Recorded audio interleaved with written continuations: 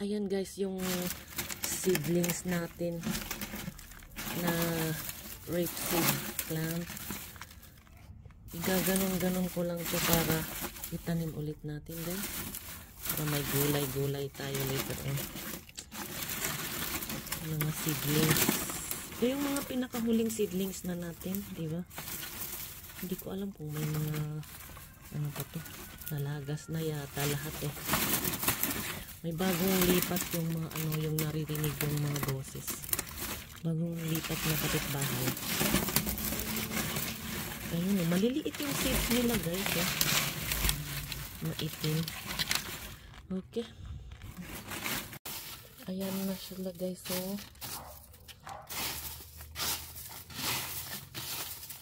Maliliit yung ano, yung seeds. Bali na, pagtyagaan na natin guys, iseedlings lang natin. Kumbaga,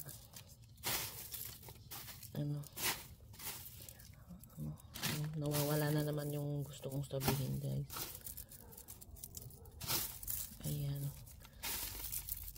Maliliit talaga. Meron pa akong seeds doon sa loob, kaya lang sayang din to, so ito na lang gamitin natin kasi nilagay ko lang dyan sa labas noong ano, last na ano natin harvest. Ayan oh. Ayan yung bago nating kapitbahay, naririnig nyo yung boses nila. Mga bata, ay nako, ang daming bata.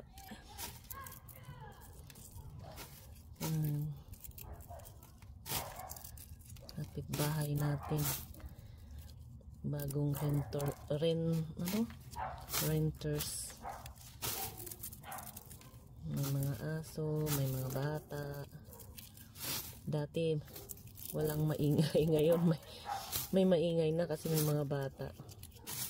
Yung harap ng yung likod mismo yung harap natin. Ayan. Lagay lang natin dito, tapos pag wala na tayong gagawin, kasi mamaya guys pupunta kami ni kuya ulit doon sa binabantayan natin. It's time ulit. Natusok yung kamay ko oh. Ano ba yan, ang sakit. Okay, ayan itong mga yellow daisy natin oh. Nagbubuka na rin sila guys. There you go. Maganda sa mata talaga guys. Ang mga bulaklak. Ano ba yan? Nabubulo na naman tayo guys. Uy. Update ko nga pala kayo dito sa ano, yung nilipat nating ano, anong tawag nito? Peaches ulit sa pot. Ayan, nabuhay siya guys oh. So dito ko siya nilagay dito sa may balkonahe dito. Pero yung rosas na tinanim natin dyan, yung tinanggal ko na siya kasi namatay guys nung nilipat ko. Ito lang yung nabuhay guys oh. Tapos yung binili nating ano last time, yung pumunta tayo sa Home Depot, ayan, hindi ko pa nagagawa. Tinakpan ko na lang muna siya para pag wala tayong gagawin natin guys. Pag hindi na tayo busy, ayan. Tapos wala na guys, wala na akong ma-update sa inyo talaga. As in wala na. Wala na yung kalabasa natin. Hindi siya hindi tayo nakinabang sa mga ano natin. Hindi lumaki. Ewan ko ba. This year iba talaga. Tatanggalin natin na ang mga yan. Ayan. Mga ano, ang hangin guys, mahangin. Nilipat ko yung ano natin dito. Tingnan ko lang kung magsusurvive sila kasi doon parang ano, kasi tumitigas yung ano, yung soil. Hindi ko ba alam ngayon this year talaga, at saka sa banda doon, banda dito, hindi maganda. Nakalimutan ko last year ganon din. Last year ba yun or last time na nagtanim kami. May mga area na hindi ano, hindi maganda. Hindi ko ba alam guys. Last time ano, maganda naman noong dito. Pero this year wala. Ayan guys, so dito ko naman nilagay itong mga to. Ibang season ngayon guys, kaya no. Tingnan ko lang kung mabubuhay sila. Kasi tinatakpan ko to kasi pag biglang uminit, grabe. Pag bigla namang malamig, kagaya ngayon, may hangin tapos malamig, wala na, paktay na, di ba? Paktay na. Wala na talaga. Binalandra ko lang itong ano, yung takip-takip nila ngayon kasi hindi naman permanent talaga. Ang hirap mag-permanent dito kasi hindi atin tong bahay na to, kaya puro temporary. Puro temporary yung mga ano, yung nilalagay natin. So, it's okay. Tapos itong ano natin, i-harvest natin sa susunod para i-dry natin. Sayang din itong mint na to guys. Pwede natin gamitin pag na-dry. Alright guys, see you later again.